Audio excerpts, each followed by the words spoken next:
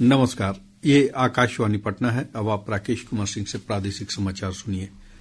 केंद्रीय वित्त मंत्री निर्मला सीतारामन ने आज लोकसभा में वित्तीय वर्ष 2026-27 का बजट संसद में पेश किया।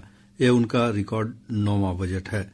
बजट 2047 तक भारत को विकसित बनाने और सबका साथ सबका विकास की परिकल्पना के अनुरूप है। बजट में आयकर की दरों में कोई बदलाव नहीं किया गया है। संशोधित आयकर रिटर्न की समय सीमा बढ़ाकर 31 मार्च कर दी गई है। वित्त मंत्री ने 6 सेक्टर में नई पहल का प्रस्ताव किया। इनमें रणनीतिक क्षेत्रों में विनिर्माण तेज करना, औद्योगिक क्षेत्रों का कायाकल्प करना, सूक्ष्म लघु और मध्यम चैंपियन उद्यमों का निर्माण करना, बुनियादी ढांचे को सशक्त करना, दीर्घकालिक ऊर्जा सुरक्षा और स्थायित्व सुनिश्चित करना तथा शहर आर्थिक क्षेत्र विकसित करना शामिल है। रेलवे की क्षमता को बढ़ाने के लिए दिल्ली, मुंबई, पुणे, हैदराबाद, बेंगलुरु, चेन्नई, वाराणसी और सिलीगुड़ी में 7 हाई स्पीड रेल कॉरिडोर बनाने की घोषणा की गई है। बजट में कैंसर से पीड़ित मरीजों को राहत देने के लिए 17 दवाओं पर बेसिक कस्टम ड्यूटी पर छूट देने का प्रस्ताव किया गया है। वित्त मंत्री ने कपड़ा सेक्टर के लिए एकीकृत कार्यक्रम का प्रस्ताव किया। इसके अलावा मेगा टेक्सटाइल पार्क स्थापित करने तथा खादी, हस्तकरघा और हस्तशिल्प की मजबूती के लिए महात्मा गांधी ग्राम स्वराज योजना के शुभारंभ का प्रस्ताव किया है।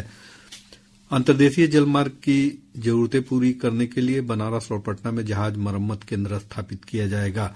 बिजली, इस्पात, सीमेंट, रिफाइनरी और रसायन सेक्टर में कार्बन उपयोग और भंडारण के लिए शुरू की गई कार्य योजना के अनुरूप इस कार्य में और तेजी लाने के लिए अगले 5 वर्ष 20,000 करोड़ रुपए के परिव्यय का प्रस्ताव किया गया है।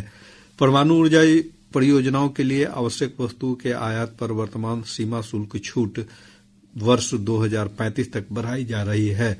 रक्षा क्षेत्र में उपयोग होने वाले विमानों की मरम्मत और ओवरहॉलिंग के लिए कलपुर्जों के लिए आयातित कच्चे माल पर सीमा शुल्क पर भी छूट दी गई है।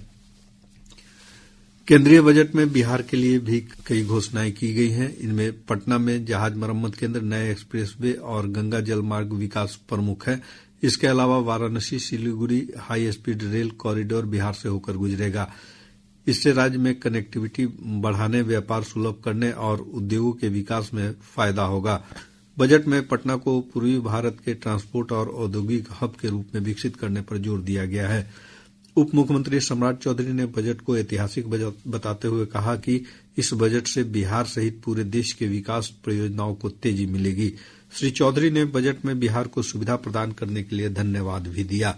वहीं लोक जनशक्ति पार्टी रामविलास के अध्यक्ष और केंद्रीय मंत्री चिराग पासवान ने कहा है कि यह बजट विकसित भारत की मजबूत नींव तैयार करने वाला बजट है। विधानसभा अध्यक्ष डॉक्टर प्रेम कुमार के साथ बजट पर विशेष चर्चा आज शाम 4 बजे से आकाशवाणी पटना के प्रादेशिक समाचार एकांश से प्रसारित किया जाएगा।